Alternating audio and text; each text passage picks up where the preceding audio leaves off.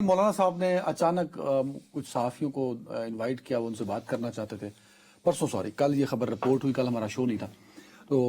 انہوں نے صحافیوں سے گفتگو کی اور حیران کن طور پہ، ویسے معمول میں ایسا نہیں ہوتا کہ مولانا صاحب جب ہمیں بلاتے ہیں تو کیمرے پہ ریکارڈنگ ہو، وہاں ریکارڈنگ بھی تھی، پھر وہ ریکارڈنگ ریلیز بھی کی گئی، تو اس کا مطلب ہے مولانا صاحب جو بات کر رہے تھے وہ چاہتے تھے کہ وہ بات سب تک پہنچے۔ اب اس میں کچھ نکات ہیں جو میں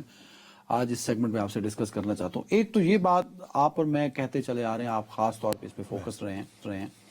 کہ پارلیمان میں تو اتحاد ہوگا پاکستان تحریک انصاف کے ساتھ، جو سڑکوں پہ نکلنے والی بات ہے، جلسے جلوس والی بات، اس میں شاید مولانا ان کا ساتھ نہ دیں۔ مجھے یہ تاثر ملا، ہو سکتا ہے میں غلط ہوں، یہ میری اپنی انڈرسٹینڈنگ ہے ان کو پڑھنے اور تو سننے کے بعد، کہ شاید مولانا سڑکوں پر بھی احتجاج کے لیے پاکستان تحریک انصاف کے ساتھ نکل سکتے ہیں پرسوں کی ان کی گفتگو کے بعد۔ کیا میں درست ہوں؟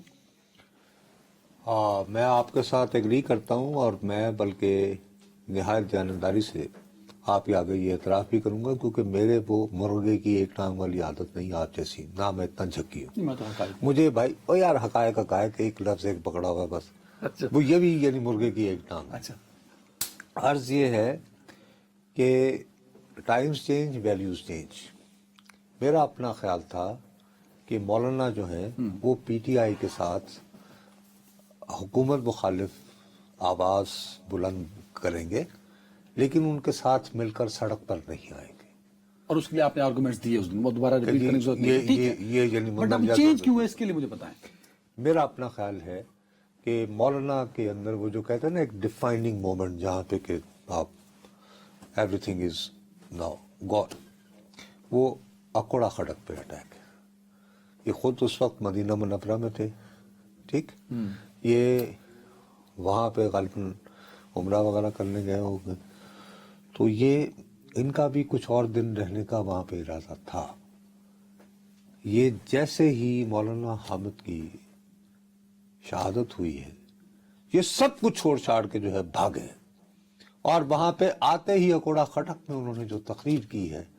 میں نے مولانا کی سیاست کو بہت عرصے سے، بس ہم تقریباً ایک ساتھ جوان ہوئے ہیں، جیسے وہ اپنی سیاست میں بڑھے ہیں، میں نے صحافت، یہ ایم آر ڈی اور یہ وہ، میں نے مولانا کو کبھی اتنے طیش میں نہیں دیکھا۔ وہ بہت غصے میں، انہوں نے اس دن جو تقریر کی اس میں یہ کہا کہ یہ میری مادر علمی پہ حملہ ہے، یہ میرے پہ حملہ ہے، اور اب وہ یہ کہہ رہے ہیں، اور دیکھو یہ بات ہم جس دن سے یہ پروگرام کر رہے ہیں، میں ریپیٹڈلی یہ کہے چلے جا رہا ہوں کہ وہ جو 72 نکاتی ان کے خلاف چارج شیٹ، میں نے کہا یہ فرد جرم ہے، یہ جو ایکسٹریمسٹ نے دی تھی کہ جی یہ تو جمہوریت اور یہ فلانا اور پارلیمان اور یہ وہ فلانا، اب ان کے لیے بہت مشکل ہو رہا ہے مولانا کے لیے کہ وہ یہ جو اس طرح کر کے یہ جو مدرسوں کا جو سارا ان کی بیس تو وہ ہے، ان کے سامنے یہ کب تک یہ جواز دیتے رہیں گے کہ بھائی میں اس آئین کے خلاف کیسے جا سکتا ہوں جس پر میرے باپ نے دستخط کیے ہوئے ہیں۔ بنیادی وجہ یہ ہے کہ ایک تو اکوڑا خٹک پہ حملہ ہوتا ہے، چلیں جی ہم کہیں جی یہ ایک واقعہ ہو گیا، لیکن اس کے بعد آپ یہ دیکھیے وہ جن کا وہ لشکر اسلام والے جو ہوتے تھے مفتی شاکر، وہ ہو گئے۔ آج ہی کراچی سے خبر آ رہی ہے مولانا اسد ہیں، اچھا کوئٹہ میں ایک انہوں نے ذکر کیا نا کل صحافیوں سے بھی کہ علماء کو ٹارگٹ کر، بات یہ ہے کہ یہ جو علماء کی ٹارگٹ کلنگ ہو رہی ہے، یہ اس پہ پھر وہ یہ سوچنے کو مجبور ہے،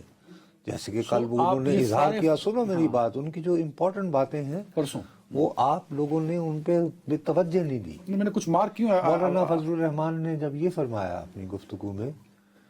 کہ مجھے تو لگ رہا ہے کہ مجھے یہ امریکہ کر رہا ہے، یورپ کر رہا ہے، کون کر رہا ہے، یہ تو ملک توڑنے کی 1971 جیسی سازش ہو رہی ہے، یہ انہوں نے کل کہا ہے، اور بڑا سوچ سمجھ کے بولتے ہیں، وہ تو ایک ایک لفظ تول کر بولتے ہیں، کبھی میں وہی کہہ رہا ہوں۔ اس کے بعد انہوں نے سخت تنقید کی ہے، انہوں نے یہ کہا ہے کہ پاکستان پنجاب کا نام نہیں ہے، اور موجودہ حکومت اسی بات پہ خوش ہے کہ جی ٹھیک ہے پنجاب میں سب اچھا ہے۔ میں نے کہا جہاں میں بیٹھا ہوں وہاں تو آگ لگی ہے، یعنی خیبر پختونخوا اور بلوچستان کی بات کر رہے تھے، بنگال کے بارے میں یہ لوگ، انہوں نے کہا صوبے کا ذکر کیا، یہ ذکر کیا۔